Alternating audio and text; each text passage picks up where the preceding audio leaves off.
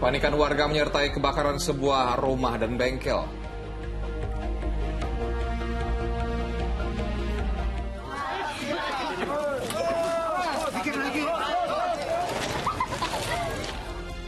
Kereta hantam minibus, 2 orang tewas.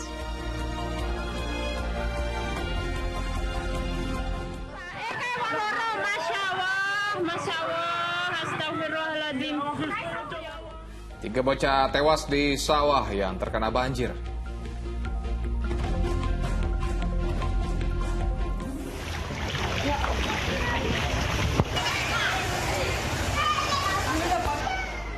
Penyelamatan warga dari banjir berarus deras berlangsung dramatis.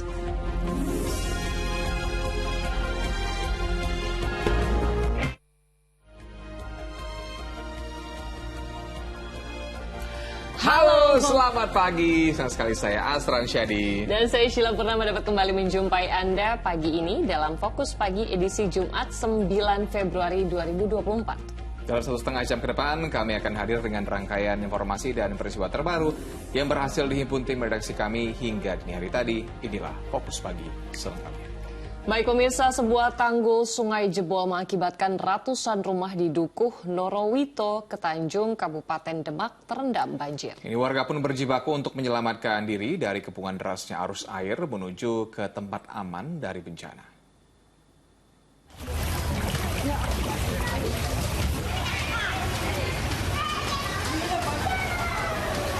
Warga terpaksa menerobos kedalaman air berarus deras yang menerjang permukiman mereka di kawasan Karanganyar, Kabupaten Demak, Jawa Tengah. Petugas bersama warga juga berjibaku menolong anak-anak dan orang lanjut usia yang terjebak kepungan banjir menuju tempat aman dari bencana.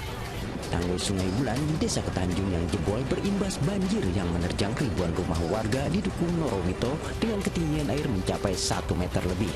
3 desa, ya. Dan ini sudah semakin naik dan merambat lagi ke desa-desa sebelah. Terus ini untuk ketinggian banjir berapa, Mas?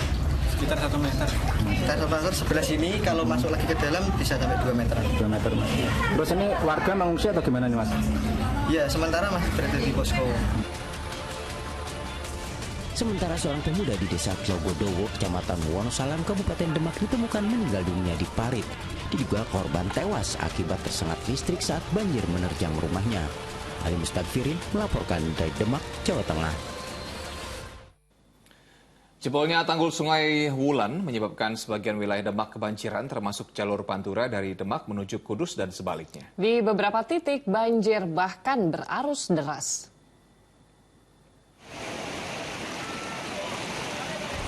Warga yang mau tak mau harus melintasi banjir berarus deras ini cukup kewalahan.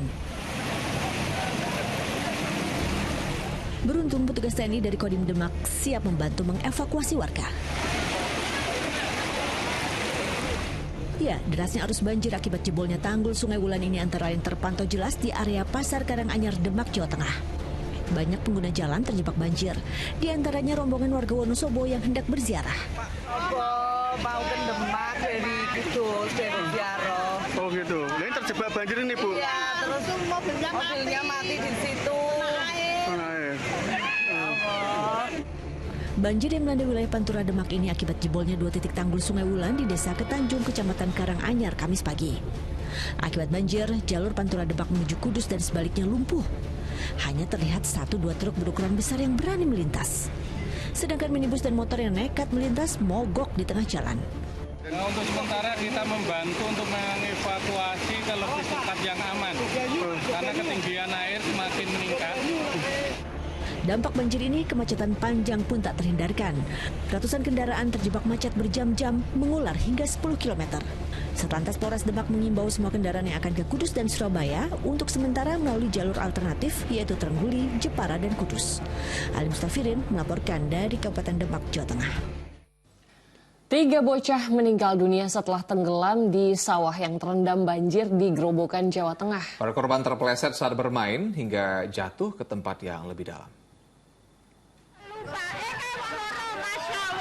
Masya Allah, astagfirullahaladzim. Inilah saat warga mengevakuasi 4 bocah dari persawahan yang terendam banjir di Desa Penawangan, Kabupaten Grobogan, Jawa Tengah, Kamis sore. Warga berupaya menolong dan melarikan mereka ke rumah sakit. namun 3 orang dinyatakan meninggal dunia dan seorang berhasil selamat. Peristiwa bermula ketika korban bersama teman-temannya bermain di sawah yang digenangi banjir. Saat melintasi pematang sawah yang terendam, yang ketinggian airnya mencapai sekitar 30 cm, mereka terpleset dan jatuh ke tempat yang lebih dalam, sehingga tenggelam. Diperkirakan kedalamannya mencapai 1,5 meter. Teman korban yang lain saat melihat peristiwa itu berteriak minta tolong, mencari bantuan, yang kemudian mengundang sejumlah warga untuk menyelamatkan para korban.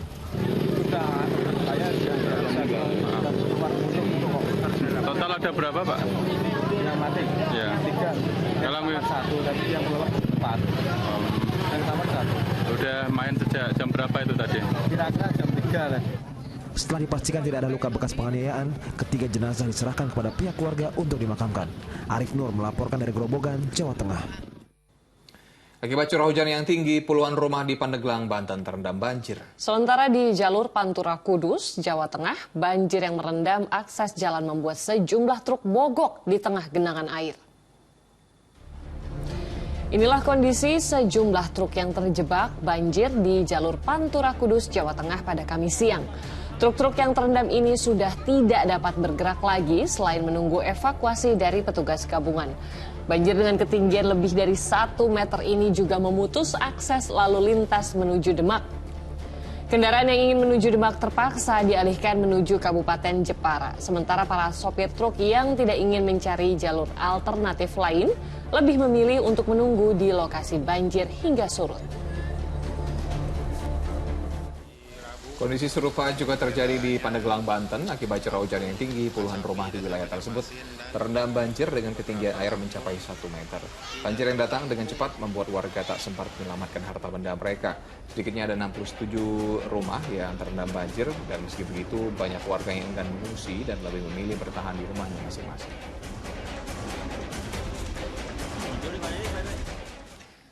Pemirsa, waspadalah saat beraktivitas di alam terbuka. Ya, sejumlah orang kehilangan nyawanya saat melakukan kegiatan di tengah kondisi cuaca yang tak menentu. Tangis keluarga pecah saat jenazah Al-Hafiz tiba di rumah duka di Kecamatan Sungai Aur, Kabupaten Pasaman Barat, Sumatera Barat pada Rabu malam. Anak berumur 2 tahun itu tewas tercebur ke parit saat tengah bermain hujan tak jauh dari rumahnya. Diduga korban yang tidak menyadari keberadaan parit karena hujan sangat deras. Jasad korban terseret arus dan ditemukan sekitar 1 km dari lokasi korban hanyut.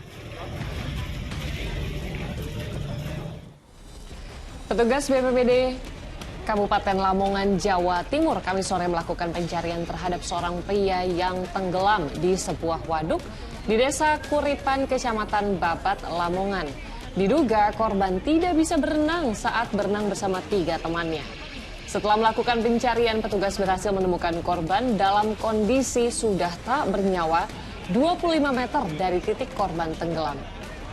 Jasad pria tersebut dibawa ke rumah duka dan dimakamkan di pemakaman desa setempat. Di Kota Prabamuli, Sumatera Selatan, 3 orang tersambar petir saat tengah berteduh di bawah pohon. Korban seorang nenek berteduh bersama cucu dan anak tetangganya dari hujan deras pada Selasa sore. Akibat sambaran petir, ketiganya terpental dan sempat dibawa ke rumah sakit untuk mendapatkan pertolongan. Sang nenek bersama cucunya selamat, namun naas anak tetangga mereka meninggal dunia.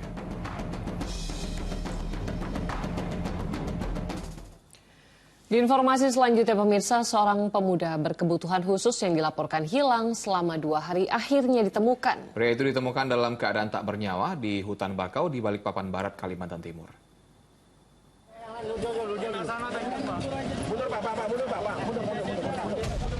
Regu pencarian dan pertolongan Balikpapan Kamis pagi mengevakuasi jenazah seorang pria di kawasan hutan bakau, Kelurahan Margomulyo, Balikpapan Barat, Kalimantan Timur. Pria berusia 30 tahun itu dilaporkan hilang sejak 2 hari sebelumnya. Jenazah korban awalnya ditemukan oleh nelayan yang sedang mencari kepiting di kawasan hutan bakau tersebut. Pencarian selama 2 hari sempat terkendala kondisi medan yang airnya surut, sehingga perahu regu penyelamat tidak dapat menggunakan mesin. Selain menggunakan perahu, pencarian juga dilakukan melalui udara dengan menggunakan drone. Korban ada nelayan yang melihat kemungkinan itu korban, jadi dia melapor, kita ngecek, ternyata A1 korban di 0840, korban itu sudah terpegang sama tim kami.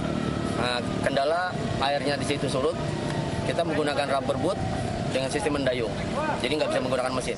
Pencarian di hutan bakau dilakukan setelah ada warga yang melihat pria itu berjalan seorang diri ke kawasan hutan tersebut. Keluarga korban menyatakan sebelumnya pria itu tidak pernah keluar rumah karena berkebutuhan khusus. Jenazah kemudian dibawa ke rumah sakit Kanu Joso Jatiwibowo Balikpapan guna dilakukan visum. Amir Hamzah melaporkan dari Balikpapan, Kalimantan Timur. Bakaran melanda sebuah bengkel las di Garut, Jawa Barat ketika pemilik dan 2 temannya tengah beristirahat di dalam bengkel. Sementara amukan si jago merah yang menghanguskan rumah di Kabupaten Maros, Sulawesi Selatan membuat panik warga lantaran api membesar dengan cepat.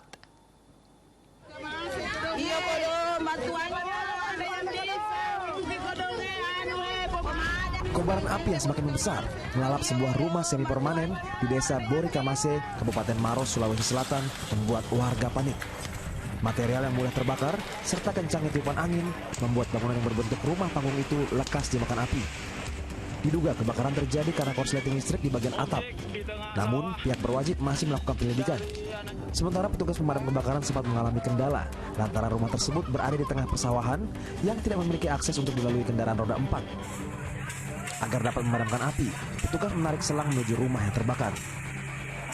Api dapat dipadamkan dalam tempo 2 jam. Tidak ada korban jiwa, namun rumah dan seluruh harta benda pemilik rumah ludes terbakar.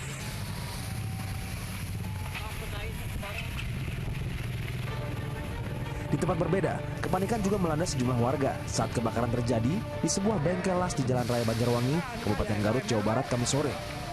Api pertama muncul dari peralatan listrik yang berada di atas bengkel dan terus membesar hingga timbul ledakan lalu merembet ke bangunan yang berada di bawahnya. Pemilik bengkel yang saat kejadian tengah beristirahat bersama 2 temannya tidak mengetahui atap bengkelnya terbakar. Beruntung ada warga yang memberitahukan mereka sehingga dapat menyelamatkan diri.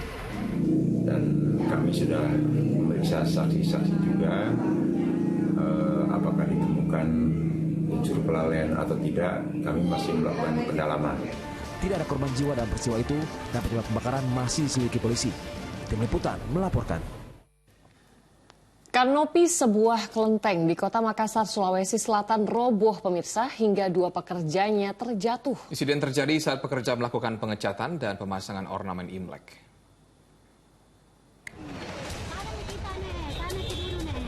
2 pekerja ini kesakitan setelah terjatuh dan tertimpa teras kelenteng yang roboh di Jalan Sulawesi, Kota Makassar, Sulawesi Selatan pada Kamis siang.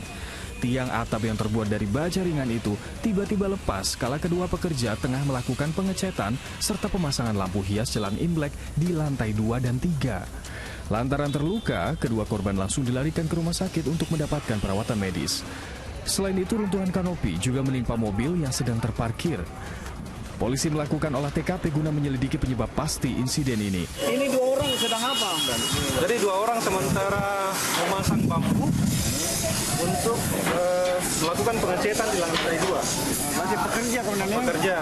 Para pekerja lainnya dengan segera membersihkan sisa atap kanopi karena kelenteng hendak digunakan jemaat beribadah pada hari Jumat. Andi Muhammad Sardi melaporkan dari Makassar, Sulawesi Selatan. Usai kumandang azan subuh untuk wilayah ibu kota DKI Jakarta dan sekitarnya, kami akan hadir dengan sejumlah informasi lainnya diantaranya. Bus syarat penumpang wisatawan kecelakaan, 2 orang pun tewas. Tetaplah bersama Fokus Pagi. Proses evakuasi bangunan bersama Basarnas.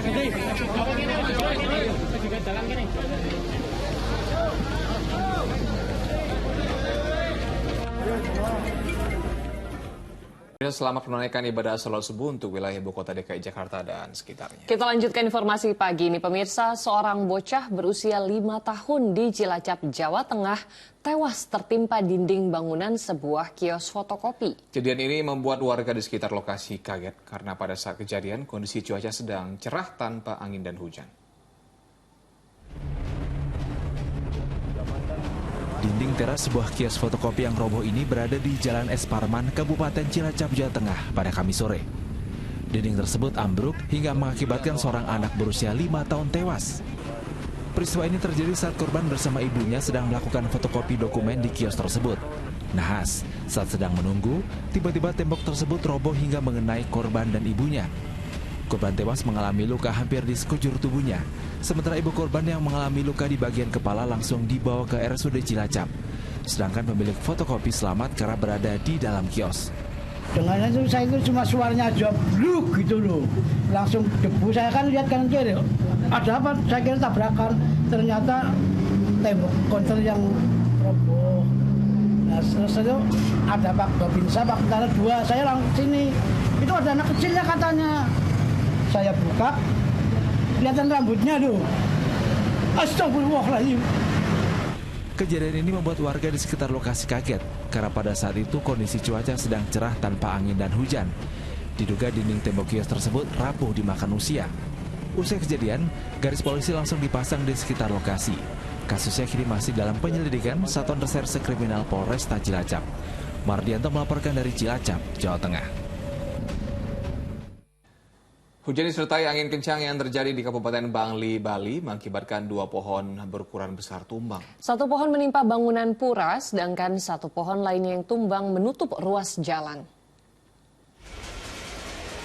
Genting dan atap bagian pura di Kabupaten Bangli, Bali hancur setelah tertimpa pohon beringin yang tumbang. Peristiwa ini terjadi saat hujan deras dan angin kencang menerjang pada Kamis sore. Beruntung pada saat kejadian tidak ada orang di sekitar lokasi hingga tidak menimbulkan jatuhnya korban. Pohon tumbang juga terjadi di ruas jalan desa Serokadan. Pohon itu tumbang hingga menutup semua badan jalan. Akibatnya arus lalu lintas harus ditutup sementara hingga batang pohon berhasil dibersihkan oleh petugas BPBD.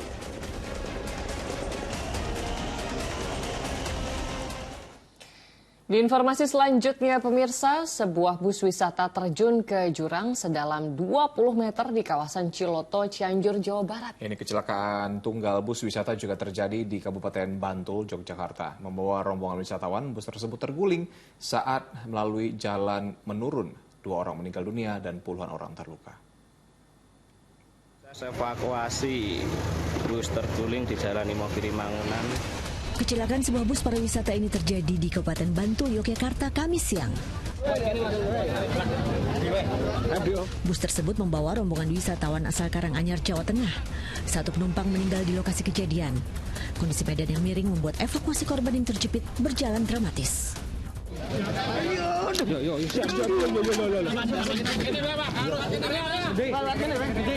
Bus yang membawa 50 orang termasuk sopir itu sedang dalam perjalanan menuju pantai Parangtritis usai dari Bukit Becici. Nahas saat melalui jalanan yang menurun tajam dan berliku di Bukit Bego, Ukirsari, Kecamatan Imogiri, bus terguling lalu meluncur beberapa meter sebelum akhirnya berhenti. Menurut warga yang tinggal di sekitar lokasi kejadian, terdengar suara benturan keras. Saya tadi mendengar dari arah rumah saya, karena rumah saya dari bawah situ, ada suara benturan yang teramat keras dan saya langsung membawa motor ke sini. Sudah kejadian seperti ini, semua penumpang yang menjadi korban sudah menangis semuanya di sini. Banyak sekali.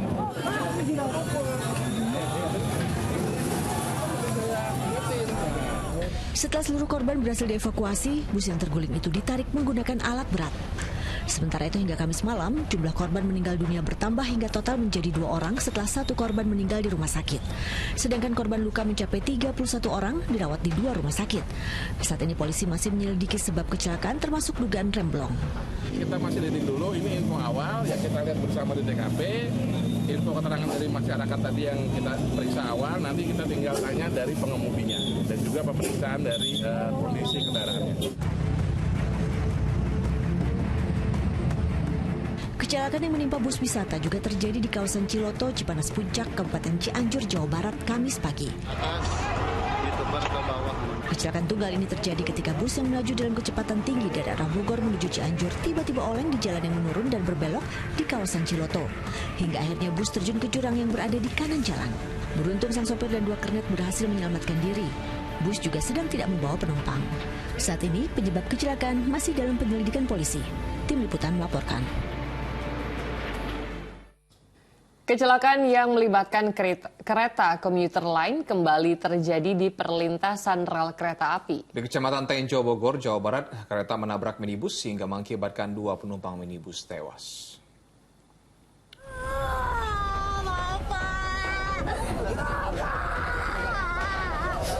Wanita ini histeris bahkan nyaris pingsan saat mengetahui kerabatnya sudah terbungkus kain dan tidak bernyawa. 2 penumpang minibus itu tewas usai tertabrak kereta komuter lain di perlintasan tanpa palang pintu di Kecamatan Tenjo, Bogor, Jawa Barat. Kejadian tragis tersebut berawal saat minibus hendak melintas di perlintasan kereta api. Meski sudah diperingatkan oleh pencegah palang pintu akan ada kereta yang melintas, minibus tetap laju. Akibatnya kendaraan terseret kereta hingga 100 meter. Keluarga korban menolak otopsi dan menganggap kejadian ini sebagai musibah.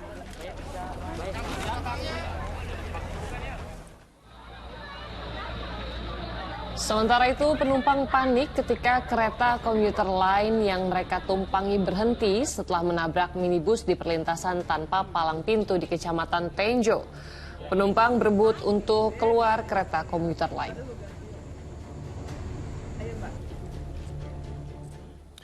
Libur panjang dimanfaatkan masyarakat untuk bepergian dan berwisata ke sejumlah wilayah. Tentunya hal ini menimbulkan kepadatan penumpang hingga kendaraan.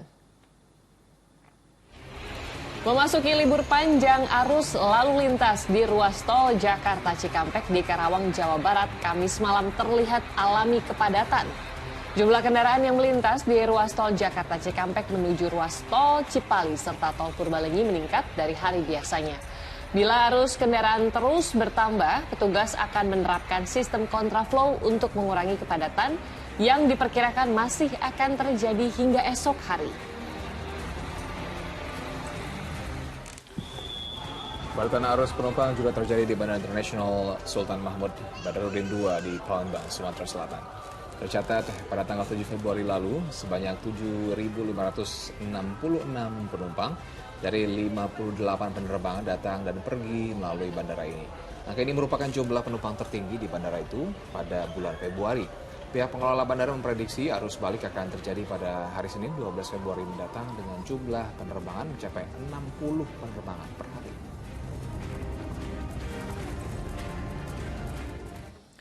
Dari Jawa Barat, pemirsa, seorang bocah berusia 10 tahun di Kabupaten Indramayu ini alami luka melepuh di tubuhnya usai disiram air mendidih oleh buyut dari ibunya. Korban yang meminta makan nasi goreng disiram oleh buyutnya yang tengah memasak air.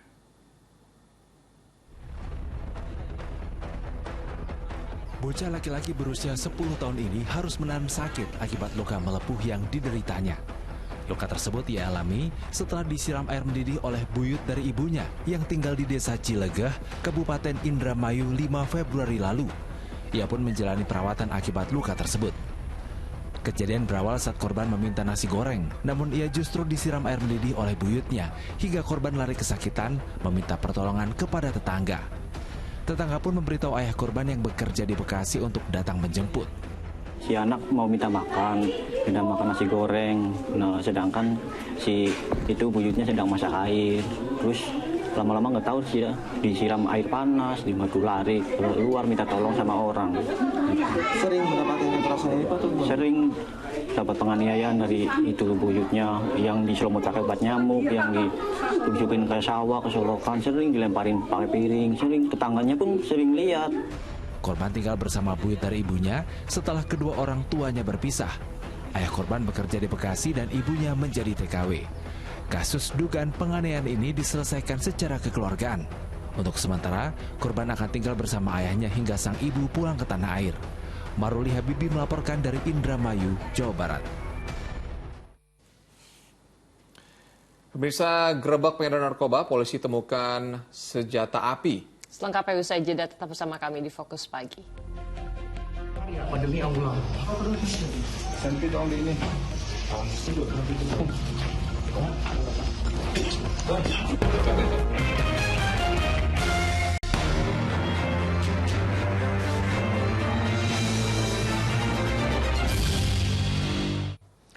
Kembali bersama kami di Fokus Pagi, pemirsa. Polisi gerebek rumah pengedar narkoba di Kabupaten Bangka Selatan, Bangka Belitung.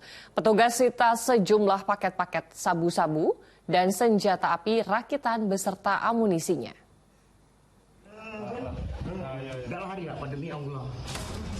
Tim Subdit 2 Ditres Narkoba Polda Bangka Belitung menggerebek sebuah rumah di Desa Rias, Kabupaten Bangka Selatan. Dalam penggerebekan ini, polisi meringkus seorang pria berusia 49 tahun usai menemukan 7 paket narkotika jenis sabu-sabu siap edar, 72 butir pil ekstasi, serta timbangan digital. Selain itu, petugas juga menyita 1 unit senjata api rakitan dan 4 butir amunisi. Hingga saat ini polisi masih melakukan penyelidikan terkait dengan asal barang haram tersebut serta kepemilikan senjata api ilegal. Pelaku ditangkap usai ditemukan menyimpan sejumlah paket narkoba di rumahnya dengan total sabu berat bruto 30,97 gram beserta 72 butir diduga ekstasi dengan berat 19,36 gram serta 1 unit timbangan. Dari penggeledahan juga ditemukan 1 pucuk senjata api, rakitan jenis revolver, dan 4 butir amunisi dari tangan pelaku. Usai ditangkap, terduga pelaku berikut barang bukti dibawa ke Polda Bangka Belitung untuk dilakukan pemeriksaan lebih lanjut. Sementara sang pria Parubaya sudah ditetapkan sebagai tersangka. Ia terancam pasal kepemilikan narkoba dan kepemilikan senjata api rakitan ilegal. Ada Agus melaporkan dari Bangka Selatan, Bangka Belitung. Pemirsa, Polda Metro Jaya memastikan barang bukti video rekaman CCTV yang disita oleh penyidik dari sebuah kolam renang di Durensawit, Jakarta Timur yang menjadi tempat tewasnya anak selebritas Tamara Tiasmara pada saat berenang asli tanpa editan. Penyidik akan berkoordinasi dengan ahli digital forensik untuk mendalami isi dari rekaman CCTV tersebut.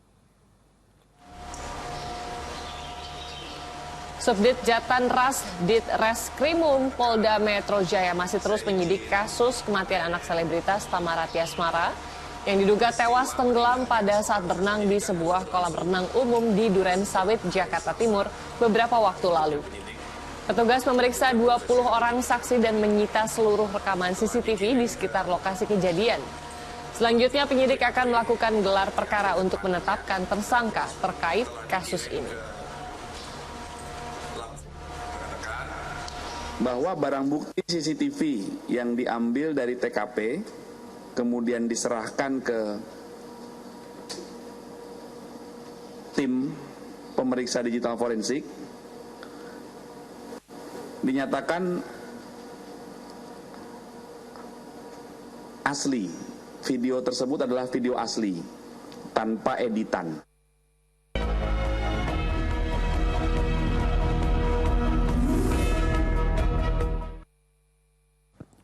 Jelang masa tenang pemilu 2024, pasangan Capres-Cawapres nomor urut 1 semakin mengencarkan kampanyenya di sejumlah wilayah di tanah air. Di antaranya, Anies Baswedan memaparkan visi misi serta program kerja pasangan Amin di daerah Jawa Barat dan Jakarta.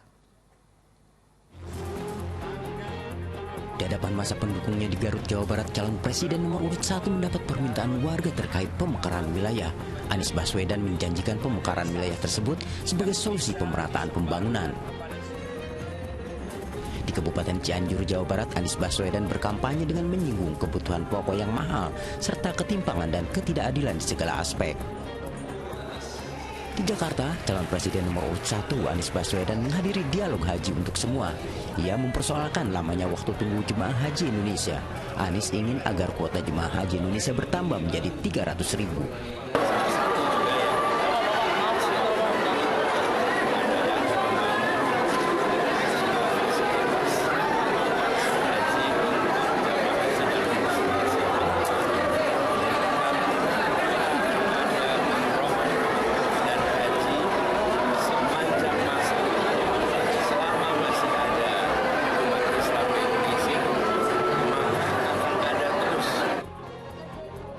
Sementara calon wakil presiden Cawapres nomor urut 1 berkampanye di Bandung, Jawa Barat. Muhaimin Iskandar optimistis dapat meraih suara 50% di wilayah Jawa Barat. Ia mengatakan akan bekerja keras hingga hari pencoblosan tiba. Tim Liputan melaporkan. Sementara pasangan Capres dan Cawapres nomor urut 2 juga menggencarkan kampanye di beberapa daerah di Jawa Barat dan Jawa Tengah. Selain memaparkan visi dan misi serta program kerja, pasangan Prabowo Subianto Gibran Rakabuming Raka bertekad untuk melanjutkan program Presiden Joko Widodo. Kampanye pasangan Capres dan Cawapres nomor urut 2 berlangsung di lapangan Pendawal, Baksio, Kabupaten Tegal, Jawa Tengah. Juru kampanye Prabowo Gibran Ahmad Muzani memastikan paslon nomor urut 2 bertekad meneruskan program pro rakyat Presiden Jokowi antara lain penyaluran bansos. Calon Presiden dan Wakil Presiden Prabowo Gibran juga berkampanye akbar di Stadion Gelora Bandung Lautan Api GBLA Kota Bandung, Jawa Barat, Kamis sore. Prabowo Subianto yang juga Ketua Umum Partai Gerindra ini mengajak masyarakat untuk selalu menghormati para pemimpinnya. Sebagai bangsa yang berbudi luhur, jangan suka menjelek-jelekan orang lain, apalagi pemimpin kita. Saudara-saudara sekalian, saya selalu mengajak, mari kita berterima kasih, kita hormati Bung Karno, kita hormati Pak Harto, kita hormati Pak Habibie, kita hormati Gus Dur, kita hormati Ibu Megawati, kita hormati Pak SBY, kita hormati Pak Joko Widodo.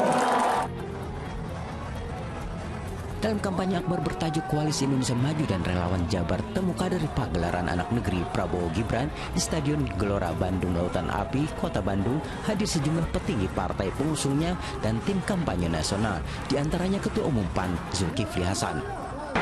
Kami meyakini ini bahasa masyarakat Jawa Barat kepada Prabowo Gibran, dukungannya begitu besar, begitu kuat. Insya Allah Jawa Barat, Kang Emil berapa ya? Mungkin 60, sekarang udah 55. Iya, sudah 55, insya Allah akan di atas 60%. Capres nomor urut 2 Gibran Rakabuming Raka juga berkesempatan menghadiri pernyataan Isra Mi'raj di Auditorium Universitas Muhammadiyah Surakarta. Gibran bersama Khofifah Indar Parawansa dan Agus Harimurti Yudhoyono mengajak masyarakat untuk berdoa bersama dan menggunakan hak suaranya pada hari pencoblosan 14 Februari. Tim Liputan melaporkan. 5 Menteri PDI Perjuangan di Kabinet Indonesia Maju hadir di hajatan rakyat Ganjar Mahfud di Kabupaten Banyuwangi, Jawa Timur. Sementara dalam kesempatan kampanye terbuka itu, calon presiden nomor urut 3 Ganjar Pranowo menyinggung pernyataan Presiden Jokowi yang terus berubah-ubah soal kampanye atau tidaknya di Pilpres 2024. Kehadiran para menteri PDI Perjuangan terlihat jelang kampanye akbar Ganjar Mahfud di RTH Maron Genteng, Kabupaten Banyuwangi, Jawa Timur, Kamis sore. Selain Risma, tampak hadir Menteri Sekretaris Kabinet Pramono Anung, Menteri Perempuan dan Perlindungan Anak Bintang Puspayoga, dan Menpan RB Azwar Anas. Dalam kesempatan ini, calon presiden nomor urut 3 tidak yakin masyarakat percaya Presiden Joko Widodo tidak akan berkampanye di Pilpres 2024. Ganjar Pranowo memastikan pernyataan Presiden Jokowi terus berubah-ubah. Ada data, ada fakta, ada jejak digital yang berkali-kali keluar dan berkali-kali direvisi. Maka saya katakan, kalaulah kemudian statement-statement yang pernah muncul itu keliru, sampaikan dengan cara yang gentle siapapun itu, maka begitu kita berbeda-beda terus, maka sulit mempercayai. Sementara Mahfud MD, Cawapres nomor urut 3 menghadiri halaqah kebangsaan di sebuah pondok pesantren di Surabaya, Jawa Timur. Dalam acara bertema peran pesantren dalam membangun bangsa ini, Mahfud juga bertemu dengan alim ulama dan tokoh masyarakat. Ia berharap pasangan Ganjar Mahfud memenangkan Pilpres 2024. Tim Liputan melaporkan. Tim pemenangan pemilu Gerindra menyayangkan adanya pernyataan dari para akademisi yang seharusnya membawa suasana pemilu sejuk, penuh persatuan dan kesatuan. Sementara sejumlah pernyataan dari para akademisi hingga tokoh berupa kritik jelang pemungutan suara terus bergulir, bahkan mantan Wapres JK atau Yusuf Kala meminta aparat negara untuk menjaga hati nurani suara rakyat. Mantan Wakil Presiden RI Yusuf Kala menerima kunjungan dari Gerakan Nurani Bangsa yang diketuai istri Gus Dur, Nyai Sinta Nurih Abdurrahman Wahid. Dalam kesempatan pertemuan kedua tokoh secara tertutup di kawasan Jalan Brawijaya Raya Kebayoran Baru, Jakarta Selatan, Yusuf Kala menyampaikan adanya kekhawatiran hati nurani rakyat jelang pemilihan umum karena kekuasaan. Nanti pada 7 hari lagi kita harus mendukung aparat negara, polisi, kepala pemerintahan, sampai kepada desa, tentara, agar kembali ke hati nuraninya. Jangan ada yang coba-coba mencuri hati nurani rakyat. Karena suara itu kan dari hati nuraninya. Sementara di tengah kritikan dari kalangan akademisi yang terus bergulir terhadap pemerintahan Jokowi jelang pemilu, sejumlah akademisi, baik mulai dari rektor maupun jajarannya, menyampaikan pernyataannya terkait pesta demokrasi yang seharusnya berjalan aman, damai, lancar, dan berintegritas demi memelihara kondusivitas kehidupan berbangsa dan bernegara. Guru besar itu fungsinya untuk memberikan penerangan bagi semuanya tanpa harus menjelekkan satu dan lain hal. Guru besar harusnya hadir untuk memberikan perbaikan-perbaikan. Dan ini yang kita dorong di perguruan tinggi. Kejadian-kejadian di banyak perguruan tinggi tentu menunjukkan bahwa ada beberapa ide dan pendapat yang muncul. Tapi jangan lupa bahwa ada ide dan pendapat yang lain yang juga memungkinkan untuk muncul. Mengajak para kaum cendekia menjadi menara air yang mampu memberikan kesejukan dan pencerahan bagi masyarakat untuk bersama-sama berpartisipasi dalam mensukseskan pemilihan umum tahun 2024. Sedangkan Bapilu Gerindra Jawa Barat mengultimatum manuver petisi akademisi yang menyayangkan adanya pernyataan dari para akademisi yang seharusnya membawa suasana pemilu sejuk, penuh persatuan dan kesatuan. Kita berharap ya seluruh akademisi ya yang pro nomor 1, nomor 2, nomor 3 tetap menjaga kondusivitas ya supaya bangsa ini ya mendapat pelajaran untuk melaksanakan pemilu yang sebaik-baiknya bisa dicontoh oleh generasi dan tunas bangsa. Sedangkan di Solo, Jawa Tengah, ratusan mahasiswa dan elemen masyarakat yang tergabung dalam Aliansi Solidaritas Perlawanan Rakyat Solo Raya menggelar unjuk rasa di depan Balai Kota Solo Kamis sore. Mereka mengusung krisis nilai-nilai etika dalam demokrasi yang diakibatkan ketidakadilan penguasa negara yang dianggap menabrak konstitusi. Tim Liputan melaporkan. Fokus Pagi masih akan kembali dengan informasi lain, diantaranya diduga dibunuh seorang pria tewas bersimbah darah di kamar indekosnya. Sesaat lagi tetap bersama kami.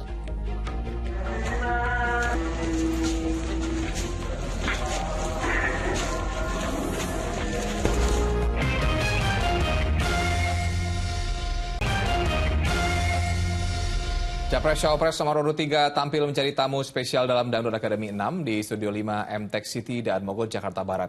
Ganjar Pranowo dan Mahfud MD tak hanya bernyanyi dangdut, mereka juga mengajak penonton untuk ikut berpartisipasi dalam pemilu 2024. Dan mulai ku mainkan lagu lama yang biasa kita nyanyikan.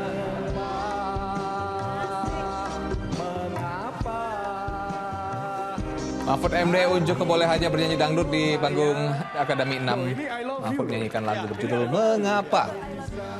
Ciptaan dari Kus Plus dalam versi dangdut, pemirsa. Tak mau ketinggalan, Ganjar Pranowo juga ikut bernyanyi di hadapan para juri dan penonton.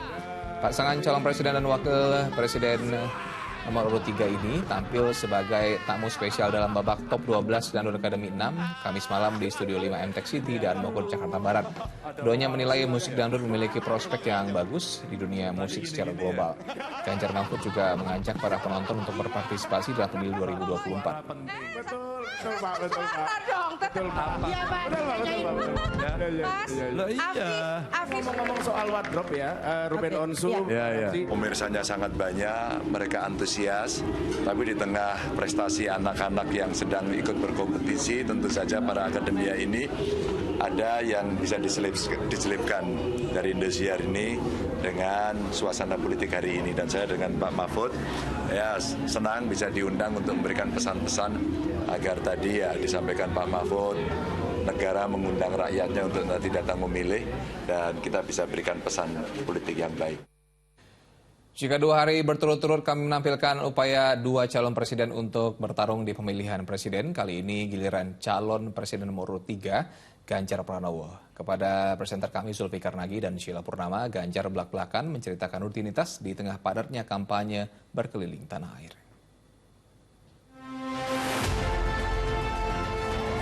Apakah Bapak Ibu sudah siap untuk memenangkan?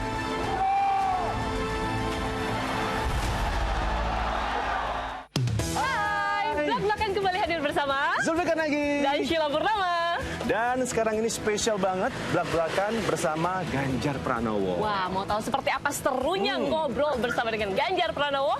Langsung aja. Let's Yuk, go. let's go. Assalamualaikum Pak Ganjar. Waalaikumsalam. Baik Mas, gimana kabar?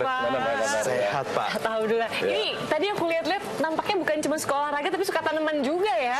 Suka. Ini biasanya suka tanaman ngapain aja Pak dibenerin ini Pak? Atau dirawatnya gimana Pak? Contohnya anggrek ya. Saya punya tanaman-tanaman anggrek. Biasanya juga kalau ada acara kan kita suka dikirimin tuh. Iya. Habis itu diapain coba? Dibawa pulang.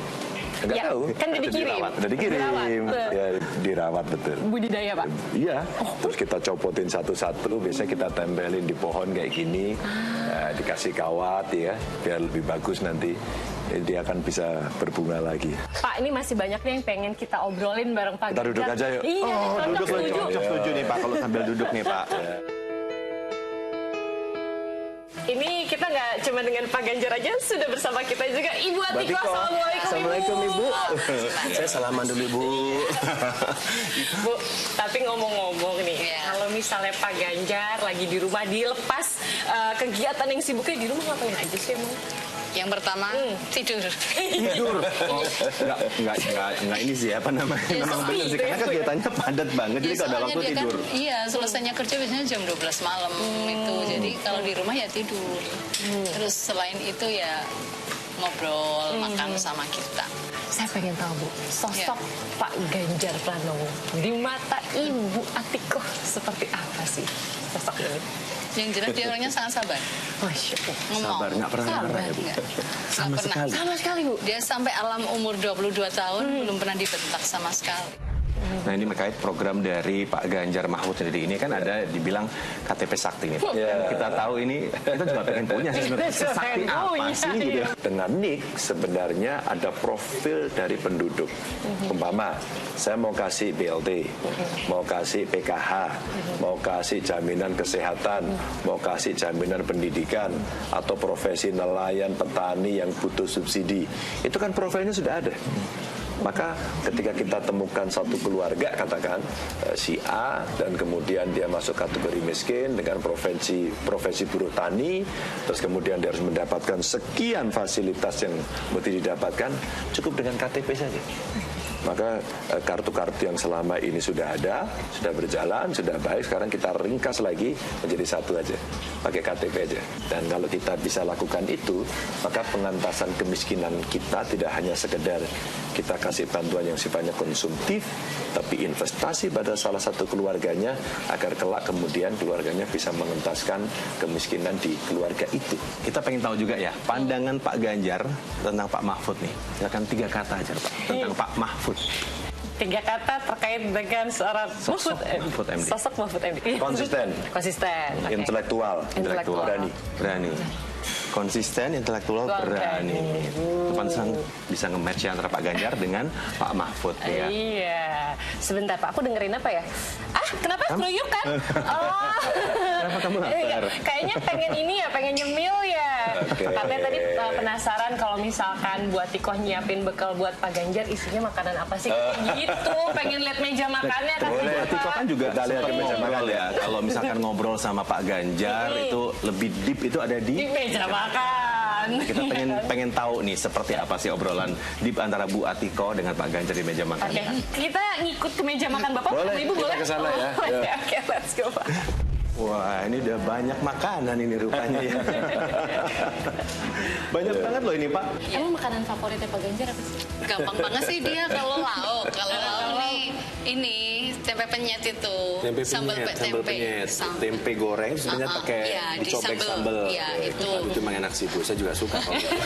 Menggugah selera ya, simpel tapi kayaknya itu bikin nambah terus soalnya. Sambalnya masih Sambalnya masih. Betul. Itu Bu alasan biasanya. Saling ngasih semangatnya gimana sih buat Tiko sama Pak Ganjar? Apalagi periode sekarang ini Pak. Oh ya, kalau saya diingetin sama istri saya, umpama sudah capek gitu dia nanya, ini jadwal besok kemana gitu kan?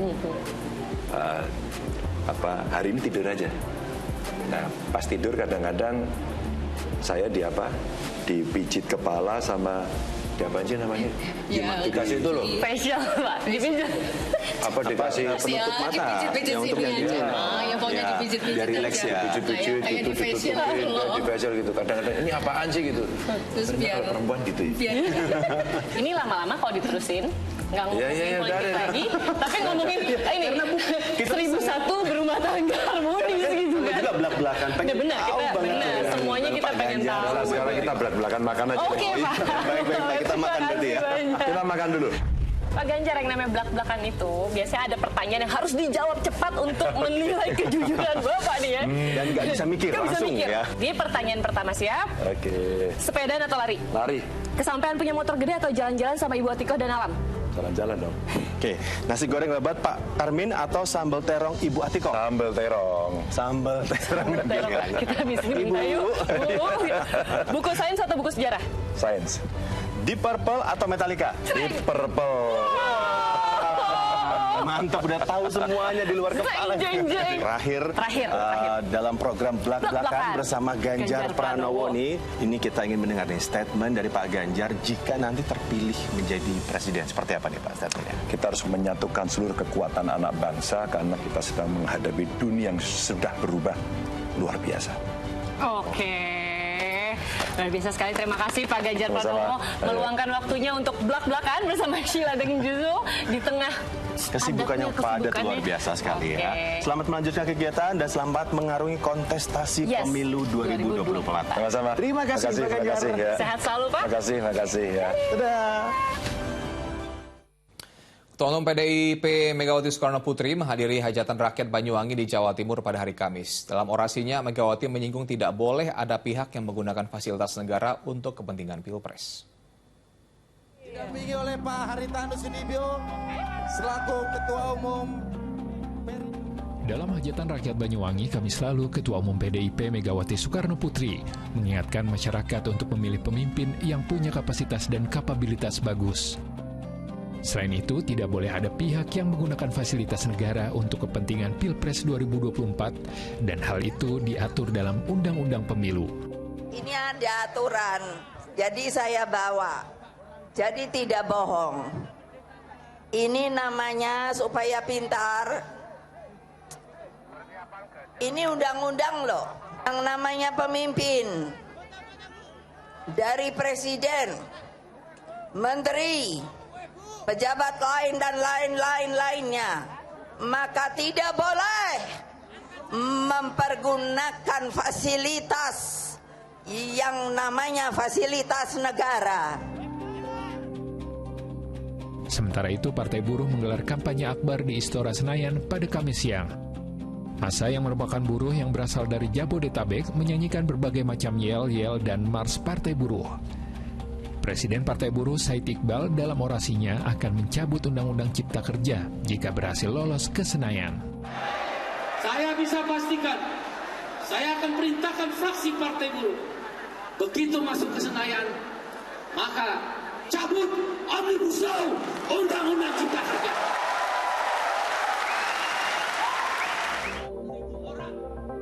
Jelang masa akhir kampanye, sejumlah partai menggelar kampanye terbuka untuk sampaikan visi misi dan menarik minat warga agar memilih partai tertentu dalam pemilu mendatang. Tim Liputan melaporkan. Barongsai dalam air meriahkan perayaan Tahun Baru Imlek. Informasi selengkapnya sejenak pariwara.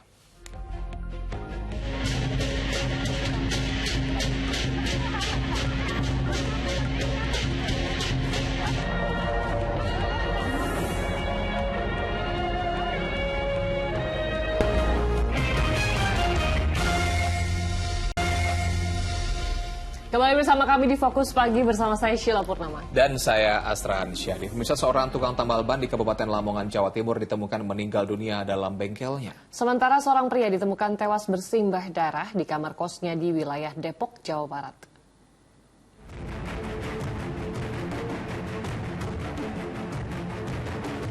Seorang pria ditemukan terbujur kaku di kamar kosnya di Pondok Cina, Beji, Depok, Jawa Barat, Kamis siang. Pemilik indekos yang mencium bau busuk dari kamar korban menemukan pria tersebut terlentang di atas kasur dengan kondisi masih menggunakan pakaian lengkap berikut sepatu.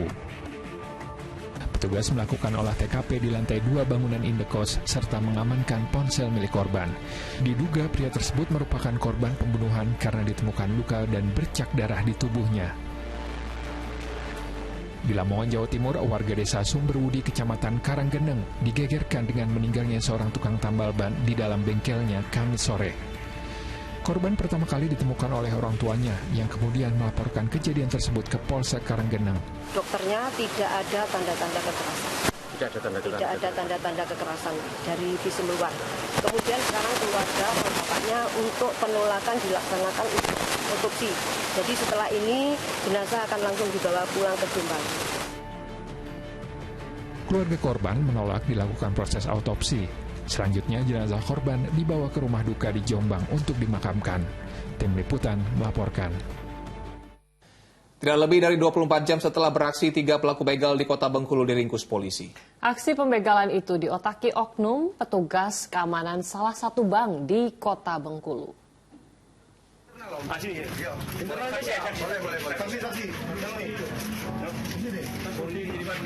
Tim gabungan Resmo Polresta Bengkulu bersama Polda Bengkulu meringkus oknum petugas keamanan salah satu bank ternama di Jalan Tanggul, Kelurahan Tanjung Jaya, Kota Bengkulu, Kamis pagi. Tersangka merupakan otak aksi begal terhadap seorang remaja di Kota Bengkulu. Dari tangan tersangka, polisi menyita sepucuk pistol korek api yang digunakan untuk menakut-nakuti korbannya.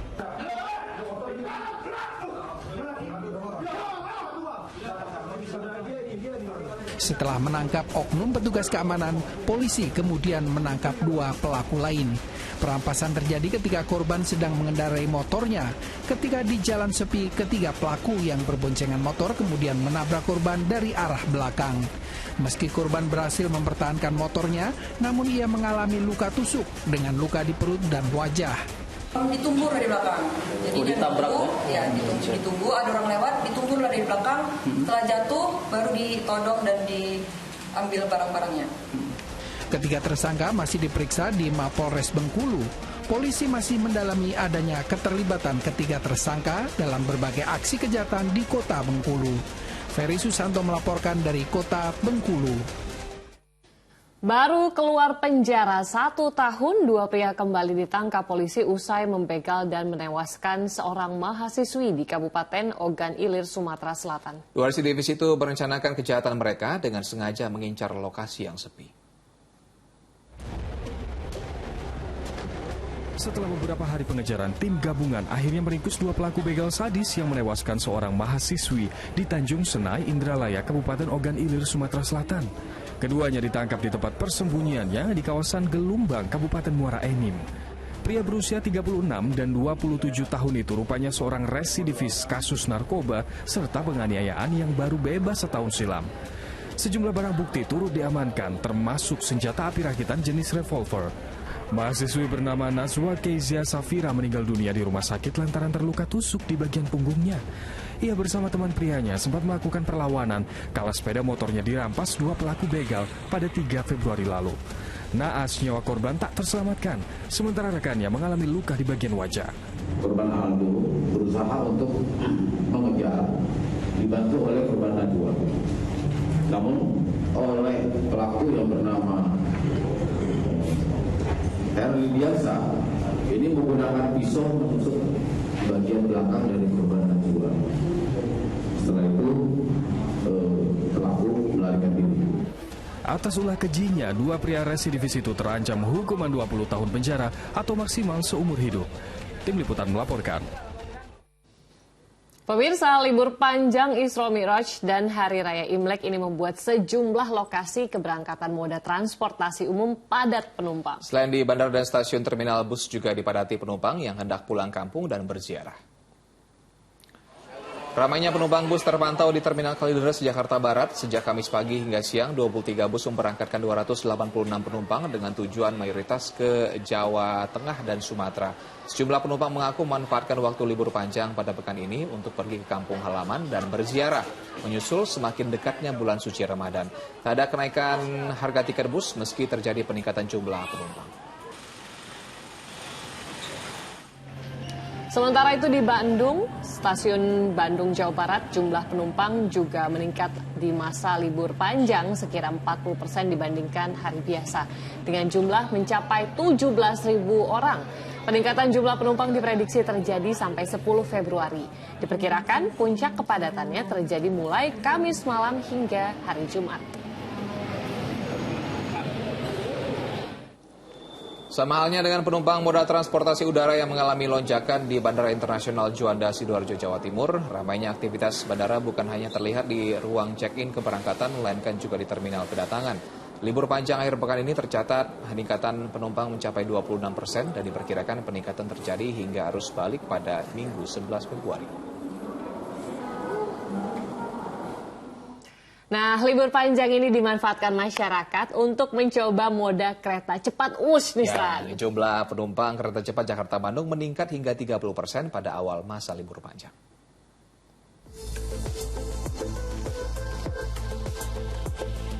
Libur panjang Isra Mi'raj yang berdekatan dengan Tahun Baru Imlek dimanfaatkan warga ibu kota untuk berwisata ke kota Bandung sambil mencoba kereta cepat WUS. Masyarakat terlihat memadati stasiun Halim, Jakarta Timur pada akhir pekan ini. Tidak hanya warga ibu kota, banyak juga penumpang yang berasal dari Jawa Tengah yang sengaja transit di Jakarta demi bisa naik kereta cepat. Alasannya beragam, mulai dari menghindari macet atau sekedar ingin mencoba. Kita dari Semarang bawa rombongan dari Kendal. Oh, rame-rame naik bus? Ya, dua bus.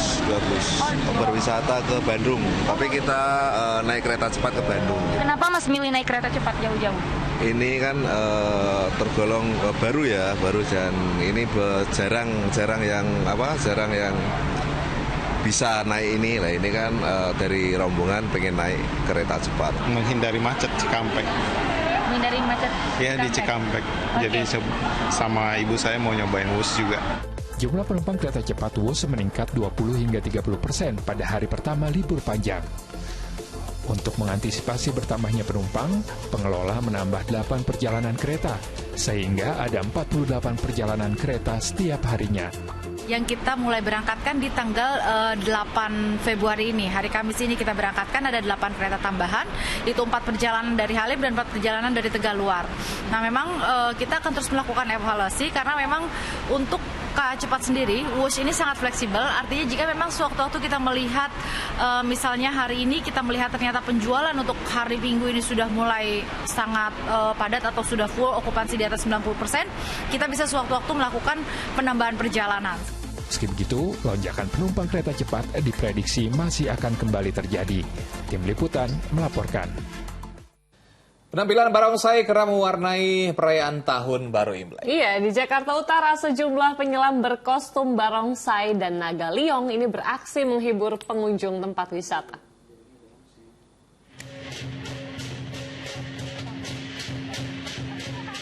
Riak-riuk aksi barongsai di dalam air ini menghibur pengunjung sebuah taman wisata di kawasan Ancol, Jakarta Utara. Pertunjukan dari kedalaman 7 meter ini diperagakan para penyelam untuk memeriahkan Tahun Baru Imlek.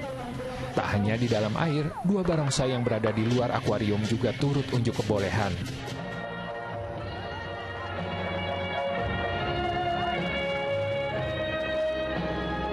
Selain itu, ada juga naga liong raksasa yang ikut menyemarakan pertunjukan.